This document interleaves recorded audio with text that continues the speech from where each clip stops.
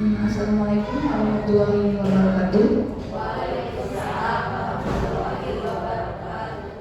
Selamat pagi semuanya. Salam bahagia ya bagi kita semua. Tak lupa kita panjatkan puji dan syukur kehadiran Allah Subhanahu wa Ta'ala, yang mana atas rahmatnya kita semua bisa berkumpul di ruangan ini dalam keadaan sehat walafiat. Tak lupa juga saya ucapkan terima kasih kepada Ibu Kepala Sekolah serta rekan-rekan guru semuanya yang sudah meluangkan waktunya untuk dapat hadir di sini, ikut berpartisipasi dalam sosialisasi yang akan saya sampaikan mengenai materi diskriminasi budaya positif di sekolah. Nah, adapun topik pembahasan di sini yang akan saya bahas ini ada beberapa materi yang akan saya sampaikan. Di antaranya itu ada materi yang pertama, perubahan paradigma belajar. Materi yang kedua, disiplin positif. Kemudian materi yang ketiga, motivasi perilaku manusia. Yang keempat, kebutuhan dasar manusia. Yang kelima, posisi kontrol guru. Yang keenam, keyakinan kelas. Dan materi terakhir, segitiga restitusi. Nanti kalau misalkan memungkinkan masih ada waktu, saya akan menayangkan beberapa penerapan mengenai kegiatan budaya positif yang sudah saya lakukan di kelas. Nah, lanjut saja ya ke materi yang pertama. Materi yang pertama itu mengenai perubahan paradigma belajar. Sebelumnya di sini saya mengingatkan bahwa kita ini sebagai guru, di mana guru itu memiliki peranan yang sangat penting dalam memajukan dunia pendidikan. Kita pasti tentunya ingin menginginkan anak didik kita itu menjadi anak didik yang sesuai dengan profil belajar Pancasila, ya. Dimana juga dalam pembelajaran kita itu harus selalu mengingat bahwa pembelajaran itu haruslah sesuai dengan filosofis dari Ki Hajar Dewantara, di mana pembelajaran itu haruslah dilakukan dengan berpihak kepada murid, ya.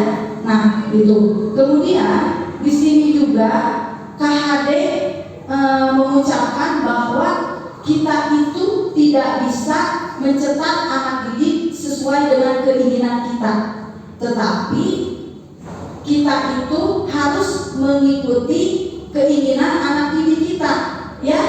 Karena setiap anak didik itu mempunyai kontrolnya sendiri-sendiri, ya. Dimana KHD menyebutkan apabila contohnya kalau kita bertani padi, maka tidak mungkin kita menghasilkan jagung, tidak mungkin menghasilkan yang lain, pasti akan menghasilkan padi, ya. Nah, seperti itu. Nah, di sini pun terjadi perubahan paradigma belajar.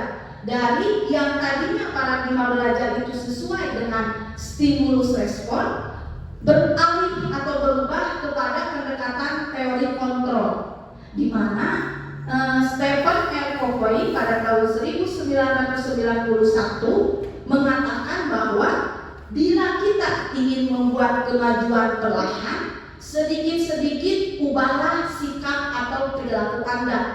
Namun, bila kita ingin memperbaiki cara-cara utama kita, maka kita perlu mengubah kerangka acuan kita. Ubahlah bagaimana Anda melihat dunia, bagaimana Anda berpikir tentang manusia. Ubahlah paradigma Anda, skema pemahaman dan penjelasan aspek-aspek tertentu tentang realitas.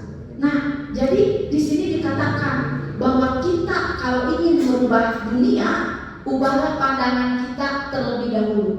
Nah, karena kita notabene seorang guru yang merupakan bekerjanya dan bergelut di dunia pendidikan, maka kalau kita ingin merubah dunia pendidikan, maka kita harus merubah sudut pandang kita terhadap anak didik kita, ya, terhadap anak didik kita, di mana setiap anak didik itu memiliki karakter yang berbeda-beda, yang tidak dapat kita menyesuaikan anak sesuai dengan keinginan kita. Nah, ini sesuai dengan paradigma ini. Kemudian lanjut, di sini terdapat perubahan paradigma belajar. Ya, nah, di mana perubahan paradigma belajar di sini itu yang tadinya stimulus respon berubah ke teori kontrol.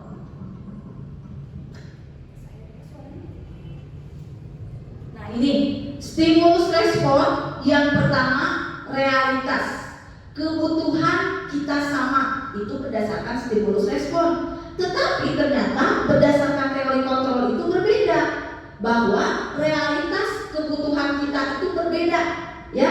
Jadi mungkin di sini awalnya kita memandang bahwa setiap anak didik kita itu sama. Ternyata tidak seperti itu, ya. Anak didik kita itu memiliki karakter yang berbeda-beda, sikap yang berbeda-beda, dan beraneka ragam, sehingga kebutuhan mereka pun tidak akan sama. Kebutuhannya pun pasti berbeda-beda. Nah itu yang pertama. Kemudian yang kedua, stimulus respon yang kedua itu semua orang melihat hal yang sama. Sedangkan berdasarkan teori kontrol, setiap orang itu memiliki gambaran yang berbeda-beda, ya. Nah, jadi bisa saja kita misalkan dalam melakukan suatu pembelajaran, di mana kalau kita memberikan suatu pertanyaan atau suatu pemahaman, bisa saja setiap anak itu memiliki gambaran atau pemahaman yang berbeda-beda, ya. Karena seperti yang tadi saya jelaskan bahwa setiap anak itu tidak sama, tapi memiliki karakter yang berbeda-beda, ya. Nah, kemudian stimulus yang ketiga, stimulus responnya, kita mencoba mengubah orang agar berpandangan sama dengan kita. Tetapi berdasarkan teori kontrol, kita berusaha memahami pandangan orang lain terhadap dunia. Jadi di sini kita itu harus bisa menghargai pendapat orang lain, karena tidak semua pandangan kita dan orang lain itu sama, ya. Jadi kita harus bisa menghargai pendapat orang lain, ya. Kemudian stimulus respon yang keempat, perilaku buruk dilihat sebagai suatu kesalahan. Tetapi berdasarkan teori kontrol, semua perilaku itu memiliki tujuan, Di sini kita mungkin selalu berpikir bahwa apabila anak didik kita itu melakukan suatu hal yang buruk, maka itu suatu kesalahan. Tapi ternyata tidak seperti itu. Ternyata bahwa setiap perilaku buruk yang dilakukan oleh siswa itu pasti ada tujuannya. Contoh kecilnya, kalau misalkan di kelas itu suka ada anak yang nakal, yang mengganggu temannya, yang mengobrol ketika pembelajaran, atau misalkan lari-lari ketika pembelajaran. Nah, kita harus berpikir, oh itu ada tujuannya. Tujuannya apa? Bisa jadi tujuannya mencari perhatian dari teman, atau misalkan mencari perhatian dari guru karena ingin diperhatikan, atau misalkan secara khusus ingin dirangkul oleh guru. Nah seperti itu, ya. Kemudian stimulus kontrol selanjutnya adalah orang lain bisa mengontrol saya. Sedangkan berdasarkan teori kontrol, Anda tidak bisa mengontrol orang lain, ya. Karena yang bisa mengontrol diri sendiri hanyalah kita diri sendiri. Tidak bisa kita mengontrol orang lain, karena setiap orang itu berbeda-beda, ya. Kemudian selanjutnya ada stimulus kontrol, pemaksaan ada pada saat bujukan gagal. Itu berdasarkan stimulus respon. Sedangkan berdasarkan teori kontrol, kolaborasi dan konsensus menciptakan pilihan-pilihan baru, ya. Jadi di sini kita itu dalam melakukan pembelajaran kepada siswa itu bukan harus dengan paksaan, tetapi harus memunculkan solusi-solusi baru. Misalnya contohnya di kelas saya, ya. Di kelas saya itu terdapat murid yang lemah atau kurang tanggap, kurang cepat dalam memahami materi karena tidak ada siswa yang bodoh, ya. Kurang cepat. Mungkin di sini pun ada guru-guru yang menanya seperti safety, ya. Nah itu. Tapi kita tidak bisa memaksakan, pengetahuan Yesus diajar harus bagus nilainya, tidak bisa. Tapi kita harus berpikir memunculkan solusi. Bagaimana caranya supaya si anak tersebut itu tidak ketinggalan pelajaran, tapi mau mengikuti pembelajaran. Makanya kita cari apa kesukaan dari siswa tersebut. Misalkan dari segi pengetahuan memang dia kurang, tapi ternyata dari keterampilan dia bagus. Nah seperti itulah. Jadi kita memberikan solusi-solusi untuk anak didik kita, ya. Kemudian yang terakhir, model berpikir menang atau kalah berdasarkan stimulus respon. Sedangkan berdasarkan teori kontrol, model berpikir menang-menang. Jadi di sini itu kita harus berpikir positif, harus menanamkan rasa percaya diri bahwa kita bisa dan kita yakin bisa menang. Nah itu, jadi kita tanamkan kepada setiap anak bahwa kalian semua bisa, tidak ada yang tidak bisa. Nah itu berdasarkan perubahan paradigma belajar dari yang tadinya stimulus respon, kita sudah harus berubah menuju ke teori kontrol. Nah kemudian selanjutnya materi yang kedua ada mengenai disiplin positif, ya. Nah disiplin positif, tujuan dari disiplin positif adalah menanamkan motivasi pada murid-murid kita, yaitu untuk menjadi orang yang mereka inginkan dan menghargai diri sendiri dengan nilai-nilai yang mereka percaya. Nah, di sini tujuan dari disiplin positif ini berarti kita tidak bisa mendisiplinkan anak itu dengan sesuatu hal yang ditakuti. Misalnya anak itu bisa disiplin itu karena akan takut aturan. Tidak bisa seperti itu. Justru kita harus menumbuhkan kesadaran kepada dalam diri siswa supaya si anak itu sadar, ya, dan apa yang disebut dengan motivasi intrinsik, motivasi dalam diri siswa. Jadi si siswa itu harus bisa berpikir bahwa kalau saya melanggar aturan, maka efeknya akan seperti ini. Tapi kalau saya tidak melanggar aturan, maka efeknya akan seperti ini. Jadi kita harus menumbuhkan kesadaran dalam diri siswa, ya. Kemudian kebanyakan orang akan menghubungkan kata disiplin dengan kata tertib, teratur, dan kepatuhan pada peraturan. Kata disiplin juga sering dihubungkan dengan hukuman, padahal itu sungguh berbeda. Karena belajar tentang disiplin positif tidak harus dengan memberi hukuman. Justru itu adalah salah satu alternatif terakhir dan bila perlu tidak digunakan sama sekali, ya. Kadang-kala kita itu ya dalam mendisiplinkan anak itu pasti selalu dikaitkan dengan hukuman, ya, dengan hukuman. Nah, dari sekarang itu kita rubah sudut pandang yang seperti itu. Kita gunakan kata-kata yang lebih halus supaya anak itu bisa mendisiplinkan diri. Contohnya, apabila dalam pembelajaran di kelas, biasanya di akhir pembelajaran itu kan anak-anak suka mengerjakan piket kelas. Biasanya suka ada anak yang, ibu si itu tidak piket. Nah biasanya saya suka mengucapkan kata, kalau tidak piket, ibu denda. Misalkan kalian harus membayar denda. Nah itu tidak boleh. Kita ganti dengan kata-kata yang lebih lembut, ya, supaya timbul kesadarannya. Coba kalau misalkan tidak piket, apa yang terjadi di kelas kita? Kotor, Bu. Kalau kotor, dan kalau nanti kita belajar, apakah akan nyaman dalam belajar?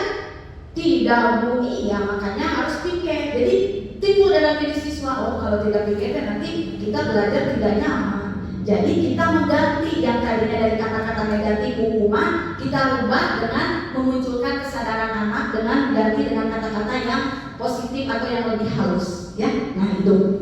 Kemudian di sini Bapak Pendidikan kita Ki Hajar Dewantara menyatakan bahwa di mana ada kemerdekaan, disitulah harus ada disiplin yang kuat. Sungguh pun disiplin itu bersifat self-disiplin, yaitu bisa kita sendiri yang mewajibkan kita dengan sekeras-kerasnya, tetapi itu sama saja. Sebab jika kita tidak cakap melakukan self-disiplin, wajiblah penguasa lain mendisiplinkan diri kita, dan peraturan demikian itulah harus ada di dalam suasana yang merdeka. Nah, jadi di sini itu bahwa dalam menumbuhkan disiplin positif itu harus benar-benar berasal dari masing-masing siswa, ya, dari masing-masing siswa dengan cara memotivasi siswa supaya menumbuhkan kesadaran dalam mendisiplinkan diri dengan menerapkan budaya-budaya positif. Tapi apabila dalam seperti yang diajar Dewantara itu kan harus memerdekakan anak, tapi apabila anak diberi kebebasan dan ternyata kesadarannya tidak tumbuh dengan sendirinya lama, maka kita berhak mendisiplinkan anak tersebut, ya, mendisiplinkan dengan memberikan arahan-arahan kepada anak itu, yaitu dengan mengganti kata-kata hukuman dengan menumbuhkan kesadaran, kata-kata yang negatif diganti dengan kata-kata yang lebih halus. Jadi kalau misalkan di sini si anak untuk menumbuhkan kesadarannya lama atau misalkan tidak tertumbuh wae, misalkan kita patut memberikan arahan kepada anak tersebut, ya. Nah, itu. Selanjutnya di sini sebagai pendidik, tujuan kita adalah menciptakan anak-anak yang memiliki disiplin diri sehingga mereka bisa berperilaku dengan mengacu pada nilai-nilai kebajikan universal dan memiliki motivasi intrinsik dan ekstrinsik. Nah, motivasi intrinsik itu merupakan kesadaran penuh yang ada dalam diri kita masing-masingnya. Kalau sedangkan motivasi ekstrinsik itu merupakan motivasi yang didasarkan karena adanya rasa takut akan hukuman atau konsekuensi nanti yang akan kita jalankan, ya. Nah, kemudian apa sih nilai kebajikan itu? Nilai kebajikan adalah sifat-sifat positif manusia yang merupakan tujuan mulia yang ingin dicapai setiap individu, ya. Nah, ini semuanya merupakan nilai kebajikan. Tetapi karena sekarang ini kita sudah mulai menerapkan kurikulum merdeka, ya, di mana pemerintah itu haruslah lebih menonjolkan ke profil pelajar Pancasila, ya, ini nilai kebajikan. Masih ingat tidak profil pelajar Pancasila itu apa saja? Supaya tidak mengantuk, kita nyanyi bersama-sama, ya. Coba berdiri. Kelihatannya ibu sudah mulai mengantuk, ya. Ayo berdiri. Kita nyanyikan dulu profil pelajar Pancasila, ya. Siap, ya? 1, 2, 3. Pelajar Pancasila beriman dan bertakwa pada Tuhan Yang Esa dan berakhlak mulia, berkebinekaan global, gotong royong mandiri, kreatif dan bernalar kritis. Pelajar beriman dan bertakwa pada Tuhan Yang Esa dan berakhlak mulia, berkebinekaan global, gotong royong mandiri, kreatif dan bernalar kritis. Ya, hebat. Tepuk tangan untuk semuanya. Masih semangat, ya. Ini profil pelajar Pancasila merupakan salah satu nilai kebajikan. Ya, di sini ada beriman bertakwa kepada Tuhan Yang Maha Esa, berakhlak mulia, mandiri, bernalar kritis, berkebinekaan global, bergotong royong dan kreatif. Nah, selain ini sebenarnya masih ada lagi nilai kebajikannya. Di sana ada PDP, ya, sikap murid, toleransi, rasa hormat, integritas, mandiri, menghargai, antusias, empati, keingitahuan, kreativitas, kerjasama, percaya diri, dan komitmen. Kemudian ada lagi 9 pilar karakter. Ada cinta Tuhan dan segenap ciptaannya, kemandirian dan tanggung jawab, kejujuran atau amanah diplomatis, hormat dan santun, dermawan, suka menolong dan gotong royong, percaya diri, kreatif dan bekerja keras, kepemimpinan dan keadilan, baik dan rendah hati, toleransi, kedamaian dan kesatuan, ya. Tetapi mungkin kita ini sekarang lebih menonjolkan kepada profil pelajar Pancasila, ya. Nah, ini di mana setiap sekolah itu kan pasti memiliki visi, ya, memiliki visi, dan sekarang ini visi itu dikaitkan, ya, haruslah dikaitkan dengan profil pelajar Pancasila karena itu capaian yang kita inginkan terhadap anak didik kita. Coba di sini ada yang masih ingat tidak visi dari sekolah kita itu apa? Coba kan? Iya, Bu Nana, boleh berdiri biar terlihat cantik. Ayo, ini biar dengeran. Apa visi sekolah kita? Saya izin menjawab. Ya. Visi dari SDN Cicalengka 9 yaitu terwujudnya peserta didik yang berkarakter, Ya. kreatif, Ya. kompetitif, Ya. berbudaya, serta cinta lingkungan dengan penguatan profil pelajar Pancasila. Ya. Ini sangat untuk bercanda, ya. Nah, hebat. Ya, jadi itu visi kita, terwujudnya peserta didik yang religius, berkarakter, kreatif, kompetitif, kemudian berbudaya dan cinta lingkungan dengan penguatan profil pelajar Pancasila ya itu. Nah, kemudian lanjut ya ke materi selanjutnya ada motivasi perilaku manusia. Ya. Nah, di sini sebetulnya dalam melakukan sesuatu hal itu ada 3 motivasi. Dan ini jadi sebetulnya itu kita tidak mempelajari perilaku siswa, tetapi motivasi ini pun bisa berlangsung ke dalam diri kita ya. Karena setiap orang itu melakukan sesuatu itu pasti ada motivasinya ya. Nah, adapun di sini Dian Bosen dalam bukunya menyatakan ada 3 motivasi perilaku manusia. Yang pertama itu untuk menghindari ketidaknyamanan atau hukuman. Yang kedua untuk mendapatkan imbalan atau penghargaan dari orang lain. Dan yang terakhir untuk menjadi orang yang mereka inginkan dan menghargai diri sendiri dengan nilai-nilai yang mereka percaya. Ya, nah ini yang pertama untuk menghindari ketidaknyamanan atau hukuman.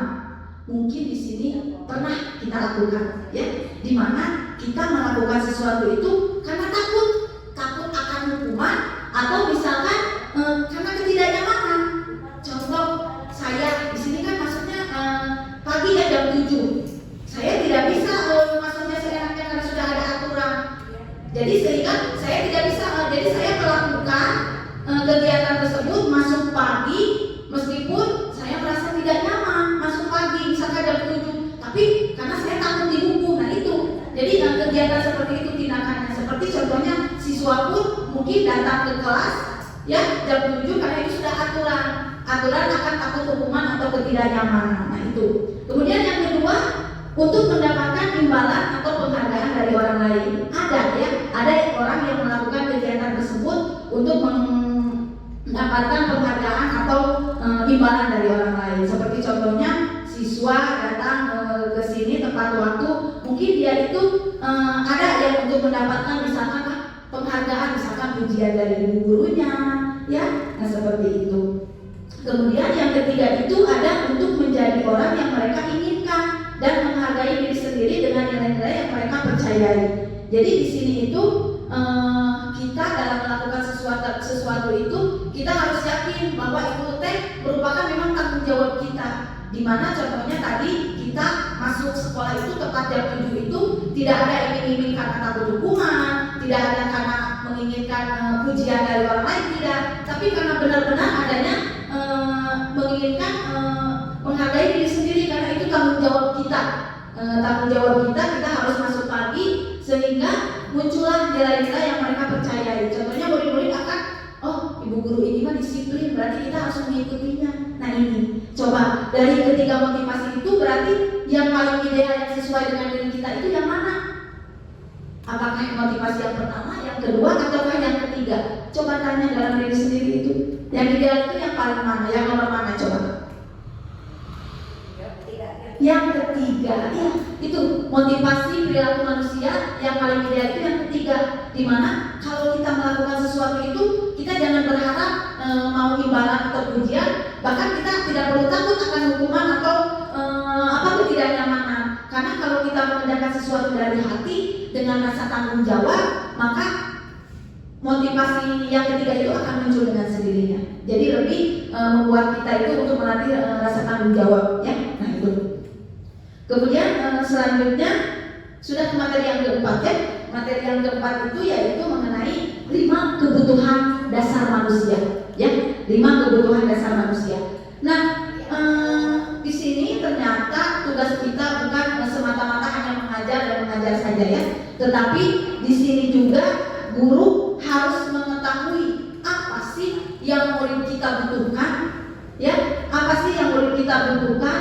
Kemudian selain itu juga kebutuhan dasar apa yang harus kita penuhi, ya. Nah di sini ada 5 kebutuhan dasar manusia. Di antaranya ada bertahan hidup, kasih sayang dan rasa diterima, penguasaan atau kebutuhan pengakuan atas kemampuan, kebebasan, kebutuhan akan pilihan, kesenangan, kebutuhan untuk merasa senang. Nah, yang pertama, kebutuhan dasar yang pertama itu manusia yaitu bertahan hidup.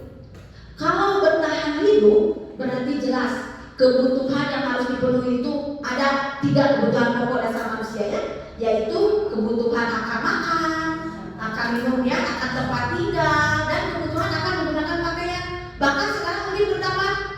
kebutuhan akan materi seperti uang. Betul tidak? Karena kalau tidak ada uang, tidak bisa apa-apa, benar. Karena segala sesuatu oke dinama dengan menggunakan uang. Ya, jadi uang juga bisa termasuk salah satu kebutuhan untuk bertahan hidup. Nah itu. Kemudian selanjutnya ada kasih sayang dan rasa diterima. Nah mungkin kebutuhan ini yang kebanyakan siswa kita inginkan, yaitu kebutuhan kasih sayang dan rasa diterima. Ya, jadi di sini itu kita haruslah memberikan kasih sayang kepada siswa dan rasa diterima. Jangan sampai kita membeda-bedakan siswa, karena kan setiap kelas itu pasti akan ada siswa yang menonjol, ya, atau yang pintar, ada juga siswa yang kurang, ya. Nah, jadi di sini kita tidak boleh membeda-bedakan perhatian kita hanya kepada siswa yang menonjol saja, yang pintar saja, tapi kita harus bisa menerima siswa kita yang kurang. Kita berikan kasih sayang sehingga kebutuhan kasih sayang dan rasa diterima siswa-siswa kita itu terpenuhi. Nah itu. Kemudian yang ketiga ada penguasaan, kebutuhan pengakuan atas kemampuan, ya. Nah di sini kita harus bisa mengakui kemampuan dari setiap siswa. Seperti tadi yang sudah saya jelaskan, di mana di kelas saya ada siswa yang kurang tetap dalam pengetahuan, tetapi ternyata dari segi keterampilan siswa itu hebat. Misalkan disuruh menyanyi, dia menyanyi dengan lantang, bagus malah suaranya dibanding dengan teman-teman yang lainnya. Kemudian apabila disuruh menggambar, dia pun bagus menggambar. Disuruh azan, dia bisa azan. Nah, kita harus bisa mengakui kemampuan anak tersebut, bahwa oh mungkin dari segi pengetahuan dia kurang, ternyata dari segi keterampilan dia bagus. Jadi itu kita harus memberikan pengakuan atas kemampuan itu, ya. Itu jadi kebutuhan kekuasaannya bisa diterima oleh anak tersebut, ya. Dan yang keempat ada kebebasan, kebutuhan akan pilih. Nah kalau kebutuhan kebebasan mungkin sudah diberikan, ya, kepada anak didik kita. Contohnya di sini kan ada salah satu ekstrakurikuler, ya, di mana di sini itu anak bebas kan untuk memilih, tidak kita patok anak itu untuk mengikuti ini, anak ini ikut ekstrakurikuler ini, anak ini ikut, tapi tidak, tapi sesuai dengan minat dan bakat anak itu sendiri, memilih, memberikan kebebasan yang seluas-luasnya untuk memilih ekskul tersebut. Begitupun dengan pembelajaran pun kita lakukan, kita kembali lagi ke filosofi Sri Hajar Dewantara, yaitu untuk berpihak kepada murid. Jadi dalam melakukan pembelajaran kita harus mengikuti keinginan dari murid, tapi keinginan juga yang bagaimana yang kita turuti, ya, kalau sesuai kita ikuti. Kalau misalkan dalam menyelesaikan suatu soal, biasanya kan anak ada yang suka sendiri, ada yang Bu, saya mau berbarengan dengan itu yang mengerjakannya. Selama anak itu bisa bertanggung jawab, misalkan tidak mengandalkan pilot-pilot, tapi benar-benar bekerja sama, kita berikan kebebasan yang seluas-luasnya untuk anak tersebut. Bagaimanapun caranya, tapi anak itu bisa paham dan bisa mengisi soal tersebut. Nah itu. Kemudian yang terakhir, kesenangan, kebutuhan untuk merasa senang, ya. Jadi kita itu sebagai guru yang modern, ya, apalagi pada zaman sekarang ini, di mana guru-guru sudah berubah-ubah, kita harus sepintar-pintar mungkin memberikan metode dan media pembelajaran yang bisa menarik perhatian siswa, sehingga di dalam pembelajarannya itu siswa merasa senang, ya, siswa merasa senang dan pembelajaran menjadi bermakna. Jadi kita itu harus sekreatif mungkin menghasilkan metode-metode atau membuat media-media pembelajaran yang bisa membuat siswa itu kreatif, aktif dan senang, ya, di dalam melakukan pembelajaran sesuai dengan kebutuhan dasar manusia. Yang terakhir yaitu kesenangan. Nah, itu mungkin yang materi yang keempat. Selanjutnya, nah ini materi yang kelima. Di sini ada 5 posisi kontrol dulu. Nah, sebelum dimulai ke materi yang ini, kita rehat sejenak, es drinking dulu, ya, supaya ibu-ibu semua di sini tidak mengantuk, ya, supaya bisa lebih semangat. Es drinkingnya mengikuti apa yang saya ucapkan, ya, mengikuti apa yang saya ucapkan. Ibu-ibu ikuti apapun yang saya ucapkan, ikuti. Siap? Siap. Siap, ya? Iya. Permen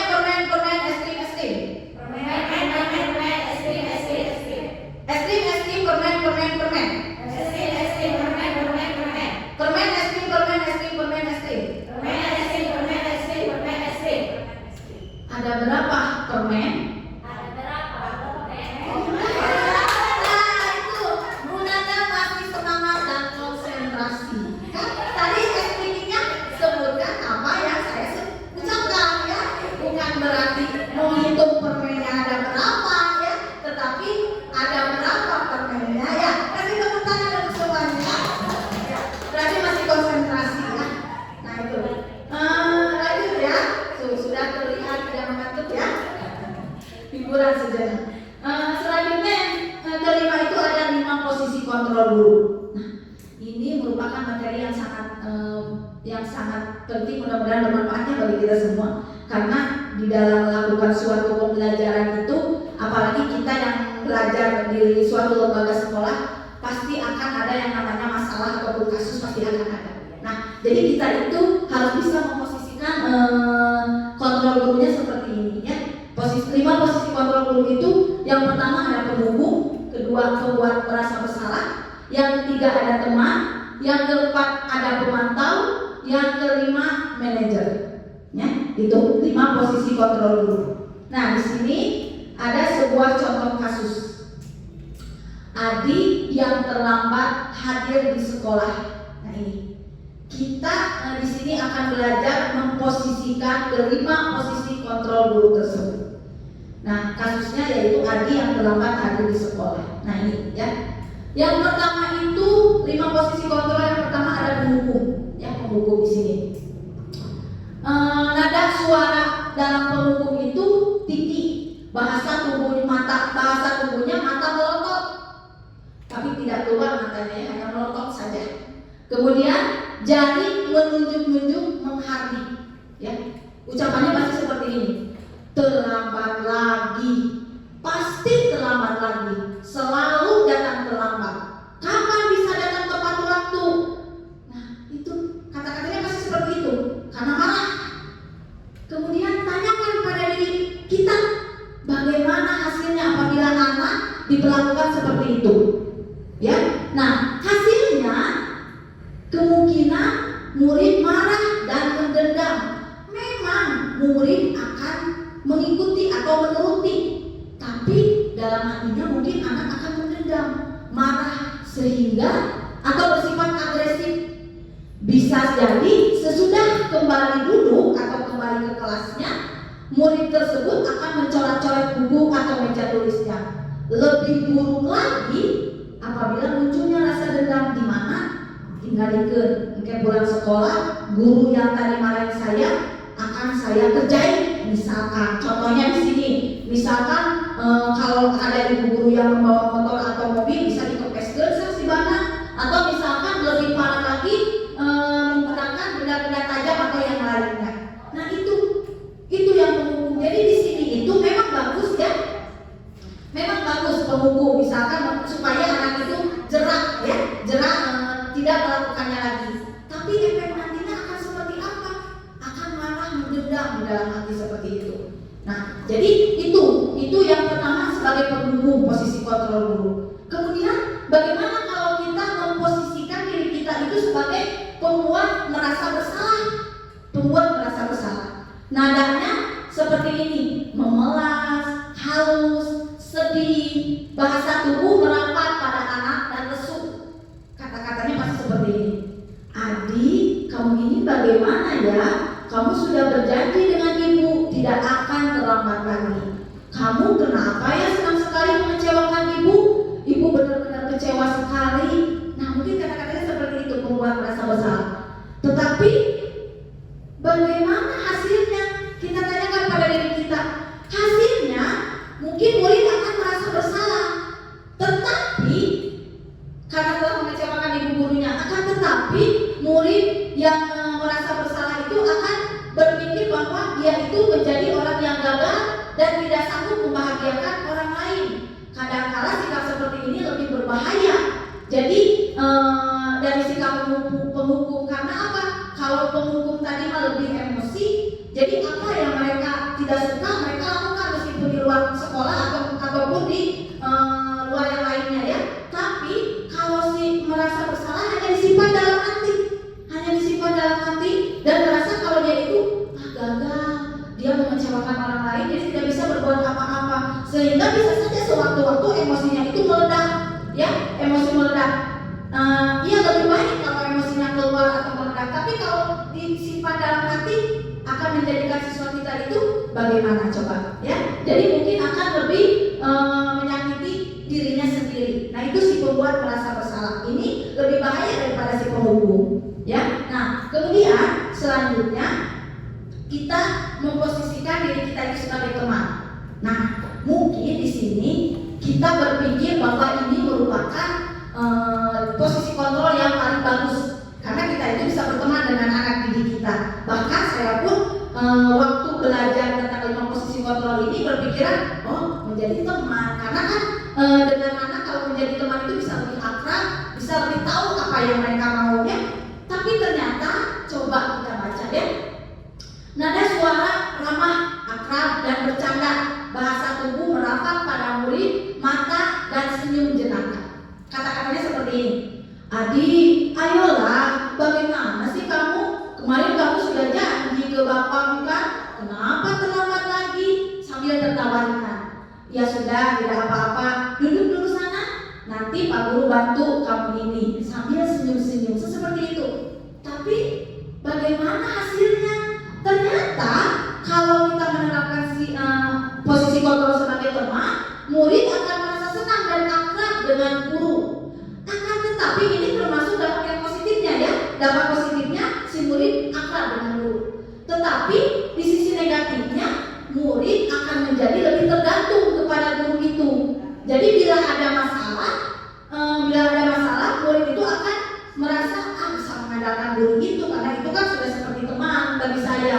Jadi nanti akibatnya apabila suatu hari dia melakukan kesalahan itu akan mengandalkan guru tersebut, ya, akan mengandalkan guru tersebut. Jadi dalam berbuat salah akan menyuruh guru tersebut untuk menyelesaikan masalahnya, dan belum tentu berlaku yang sama dengan guru lain, tidak akan nyaman dengan guru lain. Jadi berpikir hanya guru itu saja yang berteman dengan saya, tidak mau dia berkomunikasi dengan guru-guru yang lainnya, karena hanya dengan guru yang itu saja dia berteman, dia mampu untuk bercerita, dia mampu untuk misalkan istilahnya lebih berani terhadap guru itu, sehingga pada guru-guru yang lain dia tidak akan berani dan tidak akan mampu berkomunikasi. Nah ini yang teman, ternyata akan seperti ini. Jadi ada dampak positif dan negatifnya. Nah kemudian yang selanjutnya 5 posisi kontrol itu yaitu sebagai pemantau. Sebagai pemantau itu di sini nada suaranya datar, bahasa tubuh yang formal, ya. Seperti contohnya guru di sini. Adi, tahukah kamu jam berapa kita memulai? Adi, tahu Pak. Kemudian gurunya, kamu terlambat 15 menit. Apakah kamu sudah mengerti konsekuensi yang harus dilakukan bila terlambat? Si Adi bilang begini, paham Pak. Saya harus tinggal kelas pada jam istirahat nanti dan mengerjakan tugas ketertinggalan saya. Kemudian guru, ya benar. Nanti pada saat jam istirahat kamu harus tinggal di kelas untuk menyelesaikan tugas yang tertinggal tadi. Saya tunggu. Nah, hasilnya akan seperti apa? Hasilnya, murid memahami konsekuensi yang harus dijalankan karena telah melanggar aturan. Guru tidak menunjukkan suatu emosi yang berlebihan, menjadi marah atau membuat merasa bersalah. Murid tetap dibuat tidak nyaman di sini. Jadi meskipun dengan nada yang lembut, tetapi di sini murid akan merasakan hal yang tidak nyaman karena dia harus kembali ke kelas mengerjakan konsekuensi dari aturan yang telah dia langgar. Itu dari pemantau. Jadi di sini anak-anak itu kita harus tahu bahwa kemampuan anak itu seperti apa, kemudian sebabnya apa. Jangan sampai di sini si anak itu merasa ada beban yang harus mereka kerjakan. Jadi mereka berpikir, aduh, setelah melanggar ini saya harus misalkan mengerjakan tugas atau hukuman yang diberikan oleh guru tersebut. Nah itu, jadi jangan sampai seperti itu. Kemudian yang terakhir itu ada manajer. Nah ini 5 posisi kontrol itu yang terakhir ada manajer. Kalau manajer itu nada suaranya tulus, bahasa tubuh tidak kaku, mendekat ke murid. Ya, nah guru, Adi, apakah kamu mengetahui jam berapa sekolah dimulai? Adi, tahu Pak, jam 7. Guru, iya, jadi kamu terlambat. Kira-kira bagaimana kamu akan memperbaiki masalah ini? Adi, saya bisa menanyakan teman saya Pak untuk mengejar tugas yang tertinggal. Guru, baik, itu bisa dilakukan. Apakah besok akan ada masalah untuk kamu agar bisa hadir tepat waktu ke sekolah? Tidak Pak, kata Adi, saya bisa hadir tepat waktu. Guru, baik, saya hargai usahamu untuk memperbaiki diri. Itu sebagai manajer. Jadi dalam manajer itu si guru itu memberikan solusinya bukan dia sendiri yang memberikan, tapi si anak. Kumaha solusinya supaya tidak terlambat lagi. Nah, kemudian pada posisi manajer itu guru sebaiknya tulus, tidak perlu marah, tidak perlu meninggikan suara, apalagi menunjuk-nunjuk jari ke murid ya. Nah, fokus pada murid bukan untuk membahagiakan guru atau orang tua. Murid sudah mengetahui adanya suatu masalah sehingga si murid itu diberikan solusi apa untuk mengatasi masalah yang dia hadapi. Bagaimana caranya supaya nanti tidak terlambat lagi. Jadi bukan kita sebagai guru yang menyuruh siswa harus begini, tetapi di sini siswanya yang memberikan solusi. Coba bagaimana supaya tidak terlambat. Seperti itu posisi kontrol manager. Nah, dari kelima posisi kontrol manager tersebut, menurut ibu-ibu yang paling ideal itu yang mana yang harus diterapkan ke murid-murid kita apabila menemukan suatu masalah atau kasus? Manajer ya. Karena manajer ini sudah menyangkut dari keempat posisi kontrol yang tadi, penghukum, kemudian merasa bersalah, kemudian pemantau ya. Nah ini, jadi manajer itu memang merupakan 5 posisi kontrol yang paling ideal ya. Nah yang harus kita terapkan ketika kita mengalami suatu kasus terhadap anak didik kita atau masalah. Nah itu mungkin nanti kalau misalkan masih ada waktu bisa saya tayangkan beberapa video mengenai 5 posisi kontrol guru. Nah kita sudah lanjut ke materi yang terakhir. Masih ada ya, karena 7. Ini berarti yang ke-6 ada mengenai keyakinan kelas ya, keyakinan kelas. Mengapa keyakinan kelas? Mengapa tidak peraturan kelas saja? Ya, nah itu. Sebetulnya mungkin kita sudah melaksanakan keyakinan kelas ini, karena keyakinan kelas ini juga bisa disebut sebagai kesepakatan. Biasanya sebelum awal tahun ajaran baru kita selalu aturan kelas selalu berkumpul, selalu berembuk, berkolaborasi, berkomunikasi untuk membuat program-program apa yang akan kita sepakati untuk anak didik kita ya. Ini tentang keyakinan kelas. Nah, keyakinan kelas, mengapa keyakinan kelas? Mengapa tidak peraturan kelas saja? Nah, ini yang berbedanya ya, perhatikan. Murid-murid perlu mendengarkan dan memahami arti sesungguhnya tentang peraturan-peraturan yang diberikan. Apa nilai-nilai kebajikan di balik peraturan tersebut? Apa tujuan utamanya dan menjadi tidak tertarik atau takut sehingga hanya sekedar mengikuti serangkaian peraturan-peraturan yang mengatur mereka tanpa memahami tujuan mulia. Jadi sebenarnya ketika kita membuat keyakinan kelas, kita itu haruslah berfokus atau berlandaskan kepada profil pelajar Pancasila seperti yang tadi disebutkan bahwa dalam kurikulum Merdeka itu nilai kebijakan yang paling ditonjolkan itu adalah profil pelajar Pancasila. Di sini kalau keyakinan kelas itu memang hampir sama dengan aturan kelas, tetapi apabila diperhatikan kata-kata keyakinan dan aturan itu memiliki arti yang sama, tetapi mungkin dalam membacakannya ada sesuatu hal yang berbeda. Biasanya anak itu kalau berbicara tentang aturan pasti berpikir harus dilakukan dan pasti akan ada hukumannya bila melanggar aturan tersebut. Maka kita rubah aturan kelas itu, kita rubah dengan nama yang lebih halus, yang lebih tidak ditakuti oleh siswa, yaitu dengan keyakinan kelas. Kita rubah. Nah, dalam pembuatannya pun keyakinan kelas itu berbeda dengan aturan. Kalau aturan itu biasanya lebih memaksa siswa untuk mengikutinya, di mana kalau tidak mengikutinya akan ada aturan. Contoh, dilarang buang sampah sembarangan, yaitu dilarang buang sampah sembarangan. Kemudian tidak boleh terlambat datang ke sekolah. Nah itu aturan. Dari sana berarti kalau tidak boleh, berarti itu sesuatu yang harus dijalankan, tidak boleh. Itu sudah ada kata-kata yang mungkin kata-katanya lebih ke menakutkan ya, seperti itu. Kita ganti dengan kata-kata yang lebih halus. Misalkan keyakinan kelas itu tidak perlu panjang-panjang, tetapi mudah diingat siswa dengan tadi memunculkan kesadaran siswa. Contohnya, tidak boleh datang terlambat. Kita sampaikan kalau misalkan datang terlambat akan seperti apa. Jadi kita ganti kata tidak boleh teh dengan kata-kata yang lebih halus. Coba, contohnya seperti apa? Coba ibu-ibu. Ada yang bisa membuat? Jadi tidak ada kata-kata yang menekankan siswa tidak boleh membuang sampah sembarangan. Kita rubah kata-katanya yang harus berarti seperti apa? Coba. Hah?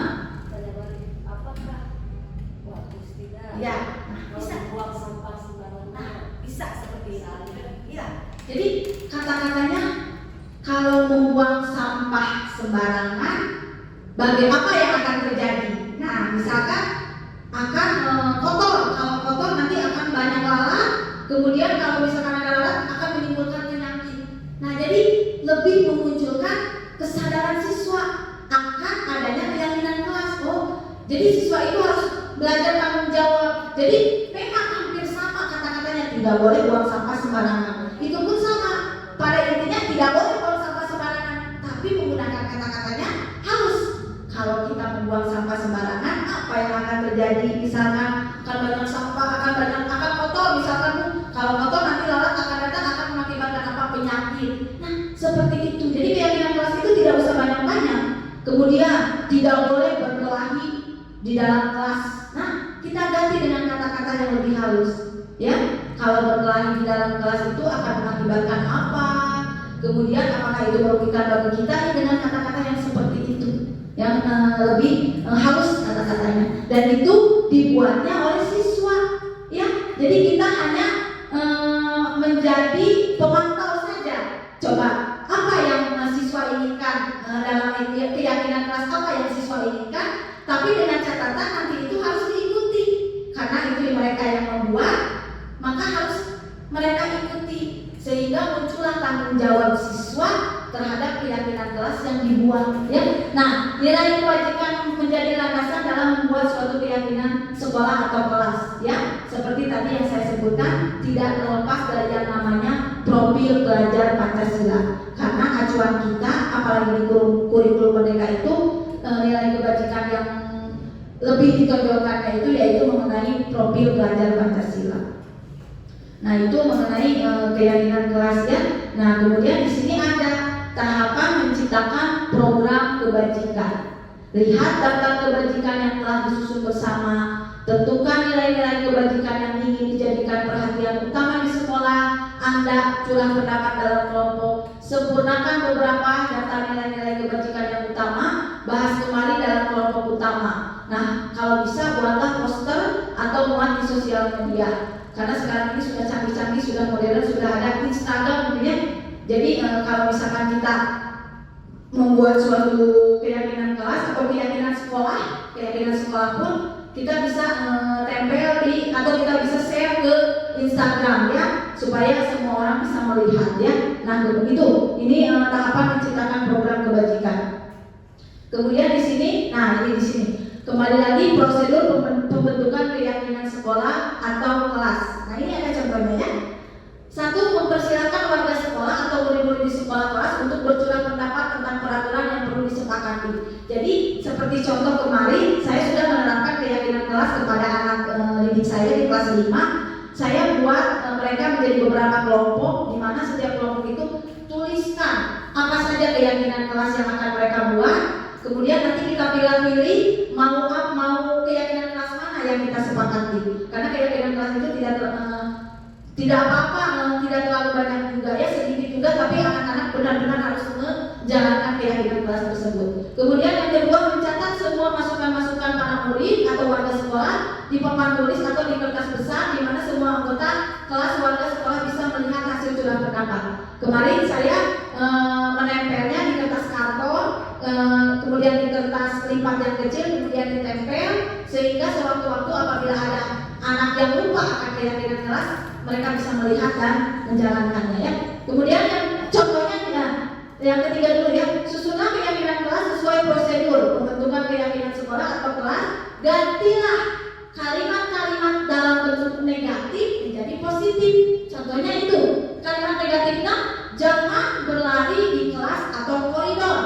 Nah, kita ganti kalimatnya ke kalimat yang lebih halus, kalimat positif, berjalan di kelas atau koridor. Jadi jangan berlarinya kita ganti dengan kata-kata yang lebih halus, berjalan di kelas atau koridor. Berarti kan kalau berjalan itu sama juga dengan tidak boleh berlari ya, tetapi ini lebih halus kata-katanya. Nah, kemudian yang keempat, tinjau kembali daftar jumlah pendapat yang sudah dicatat. Mungkin akan mendapati bahwa pernyataan yang tertulis di sana masih banyak yang berupa peraturan-peraturan seperti itu. Selanjutnya, ajak warga sekolah atau murid untuk menemukan nilai kebajikan atau keyakinan yang dituju dari peraturan tersebut. Contohnya, berjalan di kelas, dengarkan guru. Nah, itu. Jadi jangan begini. Tidak boleh ngobrol. Dengarkan ibu guru ketika sedang menjelaskan materi. Kita ganti dengan dengarkan ibu guru yang sedang menjelaskan materi. Jadi kata tidak boleh itu, kata tidak itu mungkin diganti dengan kata yang lebih halus. Tidak, jangan, ya seperti itu ya. Betul. Nah ini, datanglah tepat waktu. Waktu berada di bawah satu payung, yaitu keyakinan untuk saling menghormati atau nilai kebajikan hormat. Jadi keyakinan kelas yang kita buat itu haruslah berpacu kepada nilai-nilai kebajikan yang sudah tadi saya jelaskan.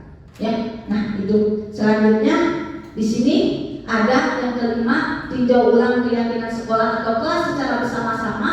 Seharusnya setelah beberapa peraturan telah disatukan menjadi beberapa keyakinan, maka dengan butir pernyataan keyakinan kelas itu akan berkurang.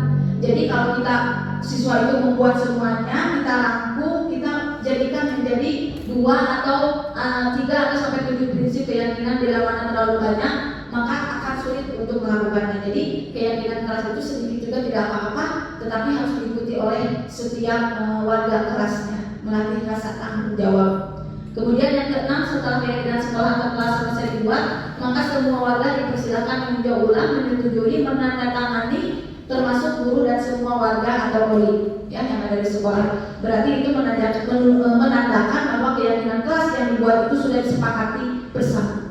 Dan yang terakhir, keyakinan sekolah atau kelas selanjutnya bisa didekatkan di dinding kelas, tempat yang mudah dilihat oleh semua warga kelas. Nah ini, jadi memang keyakinan kelas itu sama halnya dengan aturan ya, tetapi pada ternyata setelah saya mempelajari bahwa bukan aturan, karena aturan itu bukan negatif ya Bu, tapi siswa itu kalau mendengar aturan itu pasti langsung siap dihukum kalau melanggar ya, konotasi seperti itu. Jadi kita ubah dengan keyakinan kelas atau kesepakatan kelas ya. Nah ini kita sudah sampai di materi yang terakhir, yaitu tentang restitusi ya. Bagaimana? Apakah masih semangat atau sudah mengantuk? Restitusi ya. Kita langsung saja ya. Kita langsung ke materi terakhir tentang restitusi. Restitusi itu adalah proses menciptakan kondisi bagi murid untuk memperbaiki kesalahan mereka sehingga mereka bisa kembali pada kelompok mereka dengan karakter yang lebih kuat. Ini restitusi itu ada 3 tahapan, disebutnya segitiga restitusi. Ini apabila kita bukan menemukan masalah, bukan apabila ya, karena mungkin pasti ada masalah dalam suatu lembaga, dalam suatu kelas pasti ada masalah. Kita bisa mengatasi masalah tersebut atau menyelesaikannya dengan menggunakan segitiga restitusi. Saya sudah menerapkan segitiga restitusi ini di kelas. Mungkin nanti kalau ada waktu bisa saya tayangkannya di sini. Langkah yang pertama dalam segitiga restitusi itu menstabilkan identitas.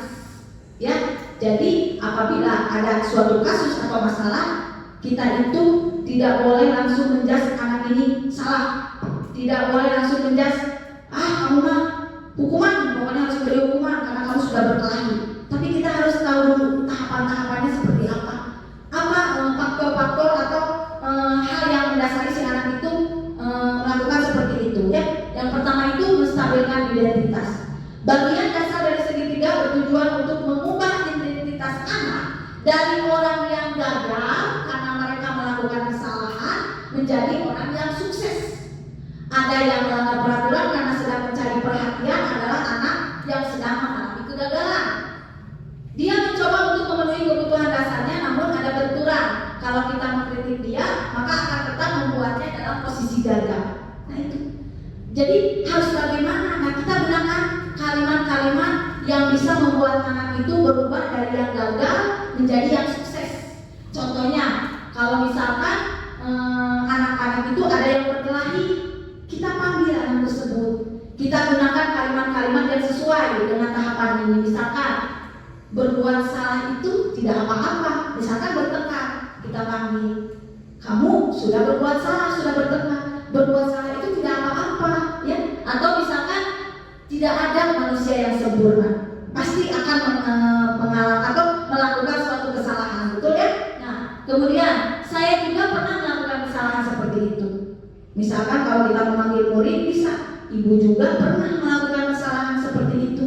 Atau kita bisa menyelesaikan ini. Bapak, ibu tidak tertarik mencari siapa yang salah, tapi bapak ibu ingin mencari solusi dari permasalahan ini.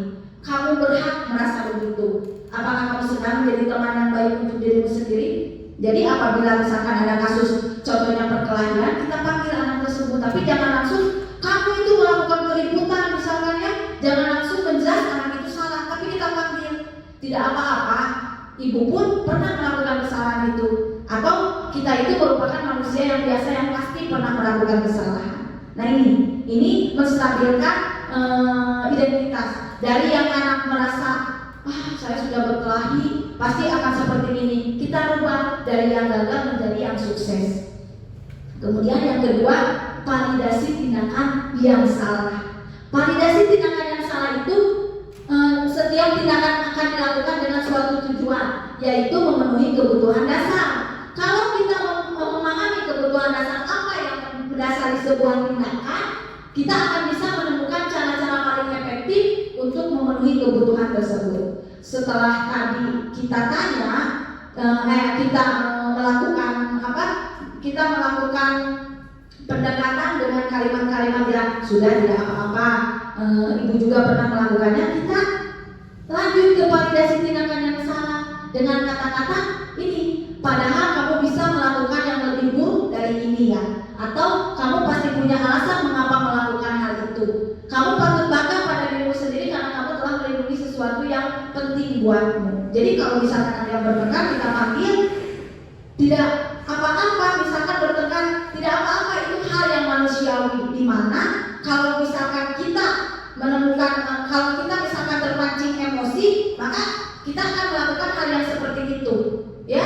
Jadi itu tidak apa-apa karena manusiawi. Atau misalkan kalau misalkan tadi sudah dijelaskan bertengkar atau berkelahi atau yang lainnya, kita langsung memvalidasi tindakan yang salah itu dengan kata-kata yang kamu pasti bisa menyelesaikan masalah yang sudah kamu buat, ya. Coba apa? Nah itu ada di tahapan yang ketiga, yaitu menanyakan keyakinan, ya. Menanyakan keyakinan itu teori kontrol menyatakan bahwa kita pada dasarnya termotivasi secara internal ketika identitas sukses telah tercapai, ya. Dan tingkah laku yang salah telah divalidasi, maka anak akan siap untuk dihubungkan dengan nilai-nilai yang dia percayai. Kita kembalikan lagi ke keyakinan kelas. Kalau berkelahi, apakah itu perbuatan yang baik? Apakah itu sudah sesuai dengan keyakinan kelas yang kita buat? Nah itu kata-katanya, apa yang kita percaya sebagai kelas atau keluarga, apa nilai-nilai umum yang kita telah sepakati, kemudian kamu mau jadi orang seperti apa? Kita berikan solusi kepada anak. Kalau misalkan masalahnya bisa beres, kita harus bagaimana coba? Kalau misalkan berkelahi, harus bagaimana? Harus meminta maaf. Misalkan anak memberikan solusinya. Nah itulah yang dinamakan dengan segitiga restitusi, di mana dalam memecahkan masalah itu kita harus melakukan tahapan-tahapan yang tidak langsung memandang bahwa anak yang melakukan kesalahan itu salah, tapi kita harus memahami dulu apa yang melandaskan anak itu berbuat kesalahan, bagaimana cara merubah si anak dari posisi gagal menjadi sukses. Kemudian kita harus mengucapkan memvalidasi yang salah bahwa tindakan seperti itu manusiawi, tidak apa-apa, tapi mungkin dengan catatan tidak boleh terulang lagi. Dan solusinya menanyakan apakah tindakan tersebut sudah sesuai dengan keyakinan kelasnya, atau misalkan apakah perbuatan itu baik dilakukan. Nah seperti itu. Nah itu mengenai segitiga restitusi, dan itu bisa dilakukan di mana saja apabila kita menemukan suatu masalah atau kasus, ya. Nah, sudah beres. Nah, ini sudah beres ya. Nah itu materi yang saya sampaikan sampai saat ini dari awal sampai akhir. Mudah-mudahan materi yang saya berikan itu membawa manfaat yang besar bagi kita semua, khususnya bagi saya, umumnya bagi ibu-ibu semua. Dan saya harapkan ibu-ibu di sini bisa mengikuti program yang saya ikuti dengan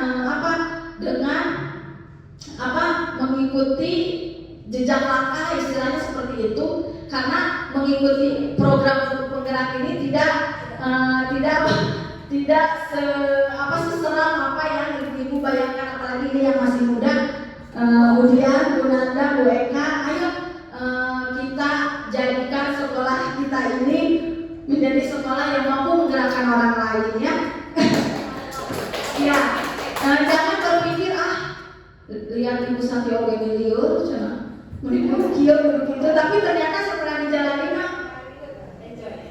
nggak enjoy, cuma berjalan begitu saja ya. Jadi setiap tugas-tugas dan tugas itu dikerjakan pada akhirnya beres, meskipun lama, tetapi tidak melebihi waktu yang sudah ditentukan, ya. Dan juga ternyata alhamdulillah mengikuti program ini, guru-guru di sini mensupport, memberi semangat dan besar sekali, sehingga membuat saya lebih semangat, ya. Karena apa? Karena ya, saya mengikuti program guru penggerak ini, istilah nama terus kalau kerja kader terus. Karena apa? Karena kalian yang akan daftar, masa saya tidak daftar? Tapi pada akhirnya mungkin sudah ditakdirkan qudratullah oleh Allah Subhanahu wa taala seperti ini. Jadi tidak ada salahnya kalian mengikuti, ya, apalagi ini yang muda, Bu Eka, Bu Nanda, yang muda. Nah, mungkin itu materi yang bisa saya sampaikan. Sebelum ditutup, apakah ada yang ingin bertanya atau misalkan sudah, apakah ada yang ingin menanggapi? Mangga. Ada. Bu Dian. Bismillahirrahmanirrahim. Assalamualaikum warahmatullahi wabarakatuh. Terima kasih atas kesempatannya, karena bisa diberi kesempatan bertanya, saya bertanya. Saya akan menyoroti dari ke-7 tadi yang dijelaskan di tugas-tugasnya. Saya hanya menyoroti yang kelima. Ini ada mengenai 5 posisi kontrol guru. Nah, dari kelima posisi kontrol guru ini semua memiliki nilai-nilai positifnya, termasuk menghukum, kemudian memberikan pembuat merasa bersalah, menjadi teman, pemantau, dan manajer. Nah, yang kelima ini ada 5 posisi kontrol guru yang sebagai manajer. Dan manajer ini adalah salah satu posisi guru yang ideal.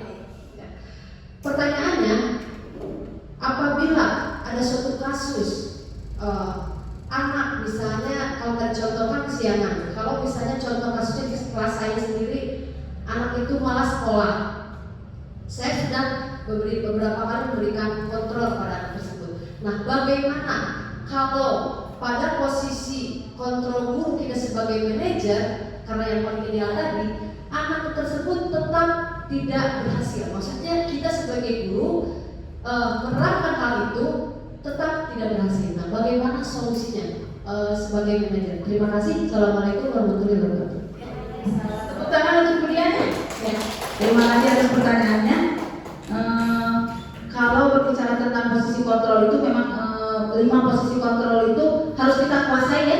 Karena dari pernyataannya juga dijelaskan 5 posisi kontrol guru, ya. Jadi ini kelima ini harus kita pahami, harus kita kuasai, ya.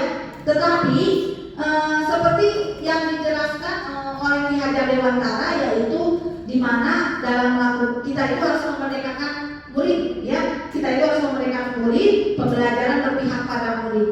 Tapi bagaimana kalau dalam memerdekakan murid itu apabila ada suatu masalah, sudah menerapkan 5 posisi kontrol manajer tidak berhasil, harus bagaimana? Seperti yang dikatakan tadi, tujuan pendidikan. Kalau misalkan si anak tersebut jadi hal yang pertama kita lakukan, tumbuhkan dulu kesadaran anak. Tapi kalau ternyata kesadaran anak itu tidak tumbuh-tumbuh, ya, misalkan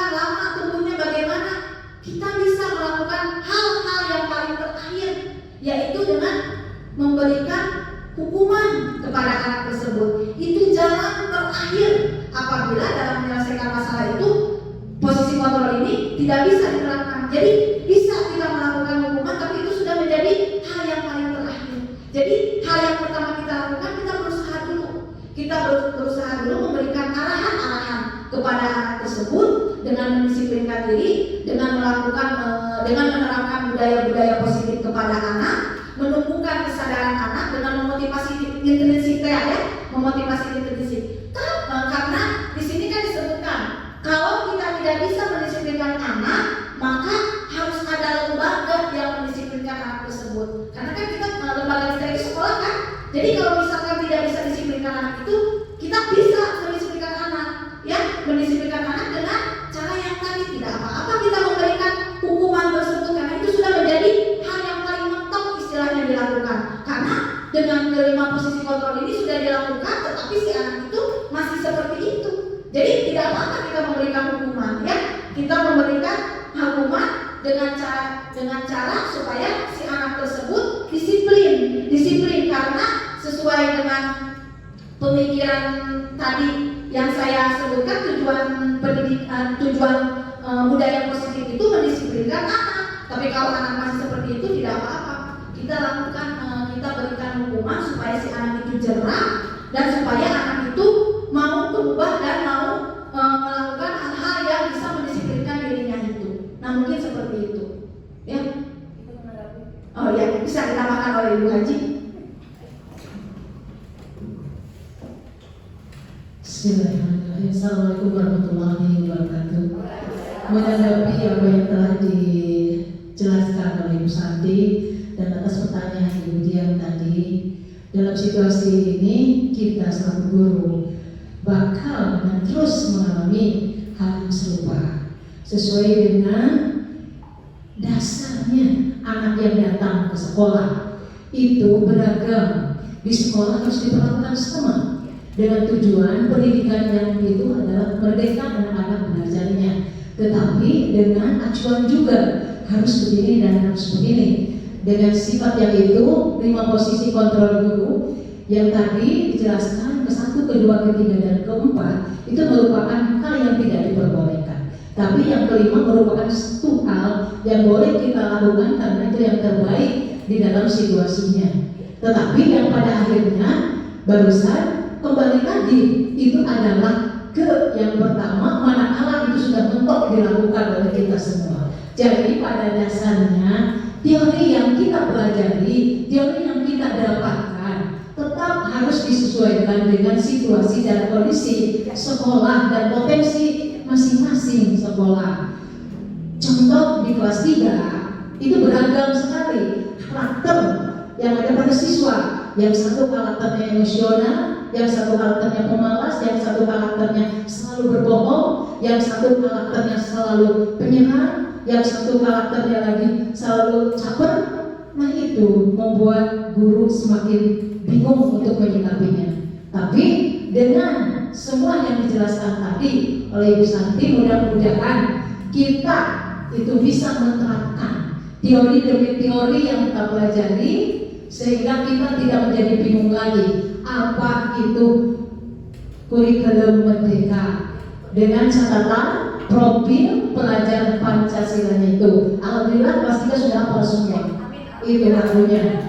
Nah, kemudian mengurus sedikit itu aturan yang tadi diulas itu harus diganti dengan keyakinan kelas. Insya Allah akan kita ubah menjadi keyakinan kelas. Tetapi kalau dilihat dari kata-kata yang sudah diterapkan, itu semuanya adalah kata-kata yang tidak ada kata-kata negatif.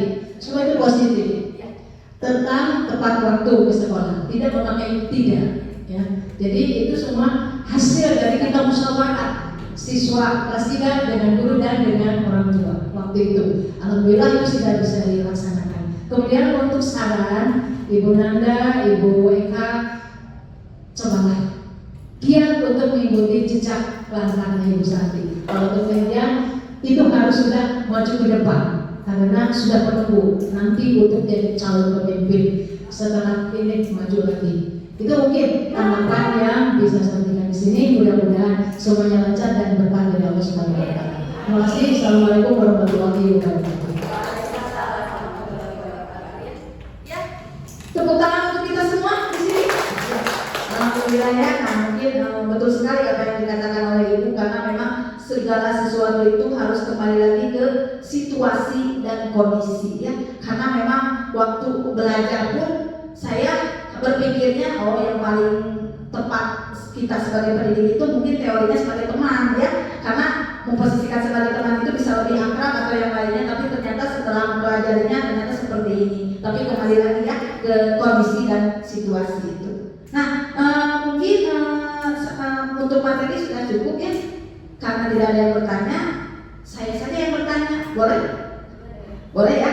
Mungkin pertanyaannya berhubungan dengan materi tadi yang sudah saya jelaskan ya.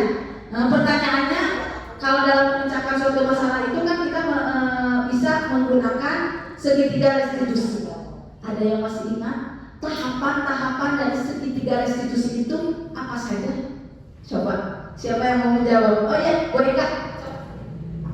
Bismillahirrahmanirrahim. Boleh berdiri biar terlihat. Assalamualaikum warahmatullahi wabarakatuh. Saya akan mencoba menjawab tentang segitiga restitusi. Yang pertama, menstabilkan identitas. Yang kedua, validasi tindakan yang salah. Yang ketiga, menanyakan keyakinan kelas. Ya, kasih tahu. Jadi ada 3 tahapan ya. Yang pertama itu menstabilkan identitas, validasi tindakan yang salah, dan menanyakan keyakinan. Itulah mungkin pemaparan materi yang bisa saya sampaikan. Mudah-mudahan tadi yang seperti saya bilang bisa membawa manfaat bagi kita semua.